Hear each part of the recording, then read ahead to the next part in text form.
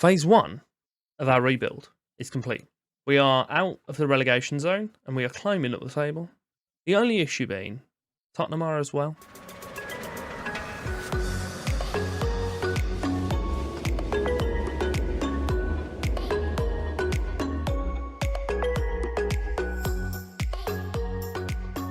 Welcome back. As we said at the end of the last episode, we have only one game left now before the end of the transfer window. So we'll play that. Before I run into it, though, obviously, I'll let you know what I've been up to in the window. We do still have Gavin Lewis with us, as you can see. Just down here. It's beautiful. The months they've been relatively kind to us, to be fair. We've got 24 points at the moment. I'm going to level with you. I can't remember how much we had when we joined, but I feel like it was 13. So we've done good on the 7 or 8 weeks we've been here, which is splendid news. We do have Man City at the moment, who are currently just outside the Champions League spot. Obviously, they're a pretty decent team.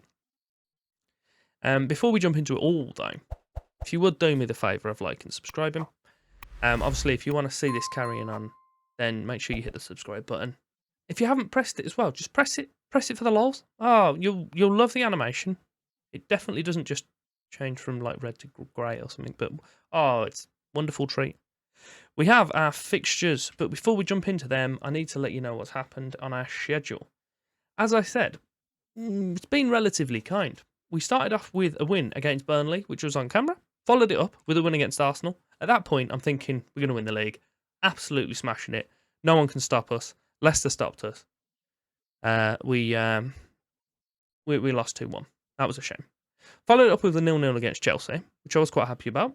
A 1-0 win at Bristol City, who were one of the weaker teams in the league, if not the weaker team at that point. But we played really well. We then drew with Man City, who we're now playing again, weirdly, but whatever. Lost to Tottenham. That annoyed me. We played quite well again, just didn't get the ball in there. Started off the new year with a 4-0 win at against Luton, in the Premier League. It's not the Premier League. It's definitely not the Premier League. I even checked myself as I said it. Wrong. 4-0 though, nonetheless. We then beat Palace 4-1 at Selhurst Park. They are the team that are currently rock bottom of the league as well. Lost 3-1 to Watford. Just moved past that. The least said the better. And then the other team that I laughed at for being in the relegation zone, or at least threatening it, was Everton, and we drew with them. So we haven't won in 2. So obviously we're going to correct that with our game against Man City. We just are. Transfer wise, I've been relatively busy, to be fair. We'll have a little look at the players who've left. So most recently, we've sold Gregor Kobel, who was our goalkeeper. He's gone out of here. About 9.5 million for him. See you later. I will jump back onto him and have a little look. So we picked him up for 12.5 from Mönchengladbach, and then just sold him to Inter for 9.5 after a few decent seasons. Nothing amazing, just all right.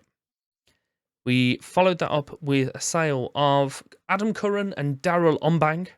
I'm not going to click on them. No one cares about them. Joel Artega, who was our backup right back, has gone out to Dynamo Kiev. We picked him up from Cologne for 12 million. Had him for a few years. Did all right with us. Sold him on for a small profit. Abdi Egal, who was a kind of backup winger, striker-ish. We sold him over to Arsenal for 24 million. We signed him from Forest for 9.5. And they had a thingy of like 40% of profit, which is stupid that we'd allow a player to be signed with such a thing. But it meant that a big old chunk of that profit hadn't come to us. But 24 million we've made from the 9.5 million that we sold him for. I'll take it. We've made a few signings. Signings, that's what they're called, not sailings. Something completely different. We've brought in Johnny Angulo for the historians on this year's Doleboy. We had him when we were at Fiorentina. He did a smashing job for us. Scored 26 in 36. He did pretty well. With us, he's doing all right as well. Started 2, 1 off the bench, and he's got 2 goals in him with an assist. So at the moment, he's working on a goal or an assist per appearance, which is pretty strong. We then brought in Dean Henderson to replace Cobbo, goalkeeper. kind of like for like, really. Cobell wanted to go. He was annoying me because he made a few stupid kind of not saves. So, yeah, he's gone. We've brought in Dean Henderson, who's English and old. Old as anything. But also about the same age as Cobble. So we haven't gained or lost anything there, really. We've also brought back Axel Maciel, who is our player that we had at Atalanta. He came out and then I sold him. It wasn't related. I felt like I've needed to bring him back for that to prove that it wasn't just because he says I'm gay and I'm gone, right, get out. He wanted to leave, but he's also wanted to come back. So that's what he wanted. He's valued at the moment at between 44 and 48 million. He's kind of, I've brought him in case anyone comes in for Gavin Lewis because he's going to be playing at the base of the midfield. Possibly a challenge for him. Or he can do the centre mid attack role as well, but not as good. We've also brought in Vinicius Tobias, who is a right back from Gremio. Again, he's kind of a little bit of a challenge cover for Tenocho. Just looks pretty decent, to be fair. He came in from Gremio, as I mentioned. He has played in England with Bournemouth and West Brom. And if we're honest, he was in the Championship, and he didn't do that well. He's just all right. So we're looking to pick up a little bit from him. And even if he's not fantastic, he's not the oldest fella in the world. So we might be able to make a little bit of money from him because he's only 27. So, as I say, he'll do a good job. But we'll jump in now to the Man City game. That was transfers. All done. We'll jump into the Man City game, who I think we should be able to hopefully get something out of. I'm not expecting miracles, but as I say, I think we can get something out of this game. We've got Tobias starting out at right back, Nemeth, Small, and Kemal as the back four. We have Henderson in goal, Lewis, Elliott, Oliver, Maciel, and Peglo as our midfield, and then we do have Lindemar chilling up top on his own. On the right hand side for Man City, Musiala, Valverde.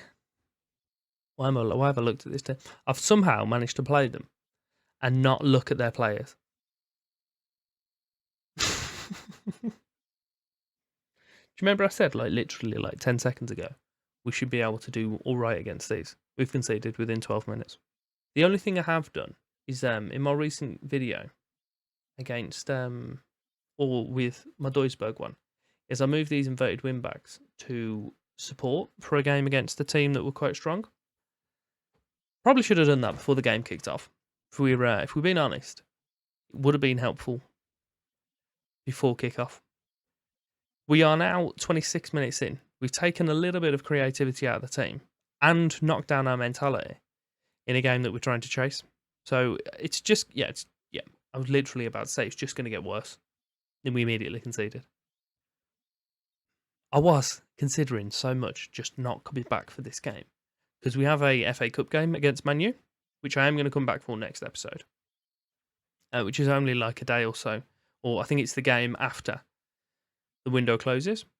I should have just come back for that one. I should have just not shown you this game. Could have just told you, lost 3-0, cried, and just move on. But no, I decided to show you him with... Oh, man. Maciel went for a shot there from like 30 yards out. And he kicked it with the strength of a pass to a guy that was about 5 yards from him. So needless to say, Edison, who's one of the best goalies in the world, even though he's like 46 at the moment, he's going to deal with that quite comfortably. Oliver to Maciel, Kemal, Peglo, brilliant ball towards Lindemar. Right, here we go, lad. You got lots. He scored. He scored. Oh, I was about to be sarcastic. I was about to say, oh, you got lots of support there. Oh, you just batters it. Absolutely rifles it into the top corner. Do you know what the best thing is? I've been really disappointed with Lindemar because he's not great. And then he pulls this out from standing. Yeah, that's the sort of goal that if they'd scored against me, I'd have put my head through the wall. Foden with the free kick out on their right side towards the back post. Valverde scored again. That was so easy. It's untrue. This is kind of the issue with this formation. Your striker is so isolated. I know even though you've got your runners from deep, I think I need to kind of nurture possession a little bit more. I've put play for set pieces on because my board were devastated. Allow the runners chance to run and then hopefully just do good and score and stuff. But yeah, I can't. I can't say that that's going to work very well. So we'll bring Tobias off. We'll bring Tanacho back in. I'm going to make my third. Ooh, do I? I'm going to go for that ridiculous formation I was talking to you about. Bear with me a second. And yeah, here it is. I can't see it not work.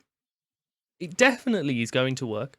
In a game where we need something to happen, it's definitely going to happen. It just is. We'll kick up the tempo. We'll turn play for set pieces off because it's a waste of everyone's time. I'm going to turn off the distributes playmaker, go back to the centre backs again, and I am going to just put our line of engagement up again. That's definitely going to work. Of course it is. We've got 2 goals to come back at home in the last 15 minutes against Man City. Move us to positive as well. Drop some encouragement on the boys. They're going to be over the moon. There's a distinct lack of things happening. Yeah, I would say it's kind of fizzling to an end, but for it to fizzle, something needs to have nothing happened. Literally nothing. I did say we were going to have a busy window or deadline day. We've had exactly that. I believe I've signed 7 players. That's just counting off the top of my head. We bought in 11 throughout the whole window, and we've sold 14. We have also spent just shy of 150 million. So if we have a little hop over onto that, you'll notice that I've spent quite a lot of money. I just have. I'd already told you about Ortega and Abdi Agal. So we've let another 2 players go. One other loanee is a signing. I'll show you him first. And before I do, I will let you know that Marcos Antonio has gone. He was telling me he was unhappy, wanted to go. So Burnley offered me 5 million and another 5 million after something is satisfied, which will definitely be satisfied. So he's just gone. It saved me about 80k wages. No, it's not. That's a complete lie. He was on 125 and I've paid like 6k a week for the next 2 or 3 years. So we've got 120 grand a week of wages there, which I've kind of reused in a few loanees. The first of which being a little youngster by the name of Ayman Shaban. Definitely pronounced it wrong. 24k. Pretty handy little youngster. Might do a good job for us out on that right side as challenge for Harvey Elliott and Vinicius Tobias. So that's good. We do have an option to purchase. However, it is 137 million. So probably not going to honour that. The other ones we've signed are ones that we are... I'm comfortable to say we probably won't pick them up. First being Christopher Ayer, 33 years old. We all know Christopher Ayer. Very good. He's big. Good in the air. Fast. Good little centre-back. Can play a little bit further up as well if needs be. But ideally, I've got him in for that centre-back role. And we know he'll do a good job. So we're paying him 41 grand a week, or at least towards his wages. Liverpool are still paying 68, and we get the purchase optional fee thing of 12.5 million, which I'm probably not going to do because he's 33. But we'll get half a year's decent work out of him. Then send him back. Big brain. Follow that up with Charles de Catalere, I think his name is. Similar situation. We're paying him 60 grand a week. So if you've been adding up, they're about 130k between the 3 loanees that we've brought in, who we're probably not going to look at carrying on. But for the end of the year, we can offer them 23.5 million at Leipzig to keep him, which this is the one, if I'm going to do it with either of them, it might be him, but at the age of 30, probably won't, because he'll be 31 at that point. He has had nearly 100 caps for Belgium, but we'll see what he does for the, 4 or 5 months he's going to be with us. Not holding my breath to signing him, though. Jaime Carrasco. I tried. Leave me alone. I tried to pronounce his name, and I've definitely got it wrong. We've immediately sent him out on loan to Forest. He came in for 32.5k, and Forest are paying 50%. So they're doing something for us at least. He's came in from Barca. He is probably the most versatile new gen. I don't know what they're called now. I think I've ever seen. He can play basically anywhere except camel striker or goal. However, if we have a little look, you do find that he's 5'10", not very strong, doesn't have a jumping reach, and doesn't understand how to head. So obviously, he's not a centre-back. So I'm going to rule that one out. However, I'm not sure, being full-back, holding mid, or even wide midfielder, which one of these kind of roles in that X I'm thinking he's going to be suitable for.